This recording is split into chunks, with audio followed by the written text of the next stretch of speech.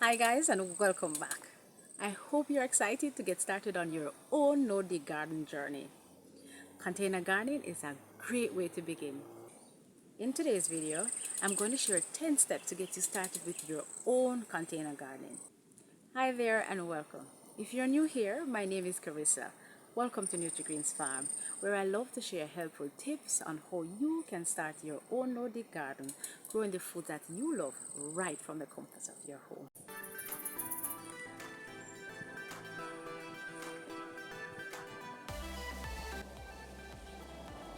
You can garden anywhere with containers. Add a container on your porch, balcony, or deck. Start small, as you may already have containers at home, such as flower pots. You can fill them with soil. Head on over to your local home and garden store, purchase some seeds or transplants, and just like that, you can get growing. But just in case you have some doubts, here are 10 steps to get you started with your own container gardening. So get your pen and paper to take notes, or you can just watch this video multiple times so you never miss a step. Let's go. The first step is to choose a location. Yes, plants need lots of sunlight. They need about 6 to 8 hours of sunlight, so choose a location preferably that gets morning sun and little or no evening sun. Most importantly, choose a location that is close to water, because you will need to water those plants. Next, make a list of all the things that you would love to grow. Start with the things you love to eat. This may also be a great time to try something new. Once you've decided what you want to grow, find a planting guide for your area to determine which crops can be planted now. Most herbs and vegetables are perennial. They can grow all year round. So, evaluate the space that you have available. Make sure you have enough room to grow the selected plants. Take time to learn about each of the plants you want to grow and find out if they need to grow from seeds or transplants. Then you head on over to your local home and garden store or your favorite online store to purchase these seeds or transplants. The next step to consider for your container gardening is choosing the right container. Yes, before you go and purchase any container, the size of the plant in proportion to the size of the container matters. So it is important to grow the right plant in the right size container. The next step to consider for your container gardening is to ensure they have proper drainage. This will allow water to drain out of the base of the container. Fill those containers with soil. In my last video on starting your own Nordic garden, the best soil to use is perlite, compost, or gravel. These soil types will allow for better drainage from your containers. Soil is too dense and can cause water retention in such a controlled space, so any soil you are selecting should be light and fluffy and drains well. Look for potting soil composed of perlite, coconut coir, and compost.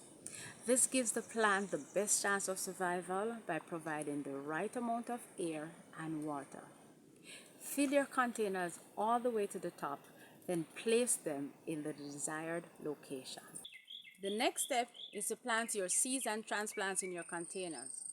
When doing this, adequate spacing is crucial for plants to grow to full size.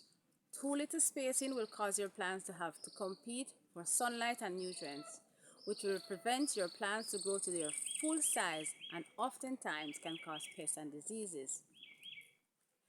Use the planting and spacing guide on the back of your seed packages, or research how-to guides on planting your seeds or transplants. When planting transplants, it is important to plant them at the same level as the nursery pots or trays they were in.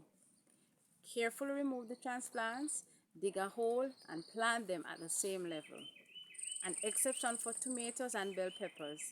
They are often buried much deeper as roots will grow deeper and spread wider.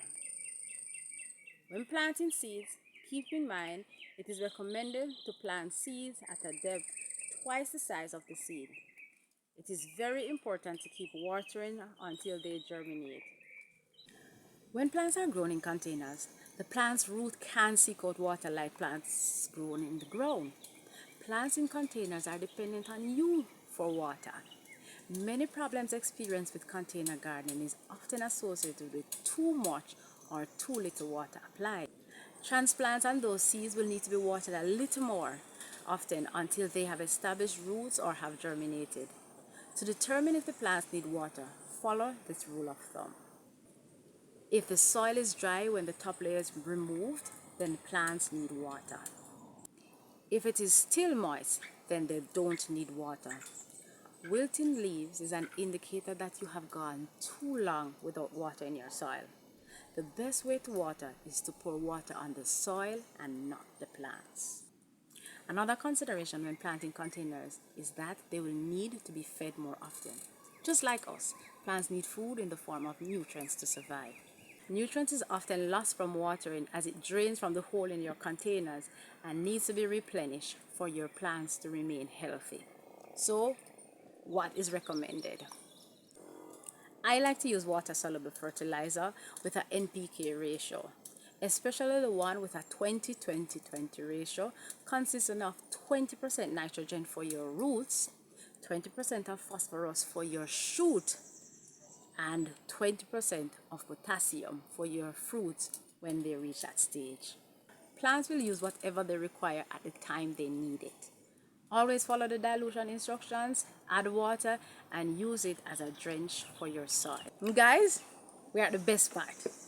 The next step in your container garden is to harvest what you grow. Learn about the plants that you are growing and when to reap. The best time to reap are when the fruits or vegetables are young and tender. Mwah! Food left on the plant too long often becomes fibrous and doesn't taste good. Harvest and enjoy what you grow from your container garden. And here we are at the final step. Learn from your experience. Spend quality time in your garden to check if the needs of your plants are being met. You didn't get everything right. It also helps you to catch problems when they are small, such as pests and diseases. You also get to see the little things such as new growth or new blossoms forming. Starting a container garden can be simple and rewarding. In my next video, we will explore the A-frame and guttering method. I am so excited for this one, guys, because that's the one that we have here in the background, and I am sure this is the one that you can't wait to hear about. So I look forward to seeing you in my next video.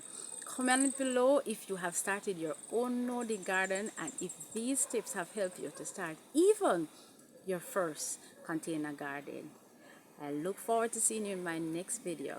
Have a good one. Bye.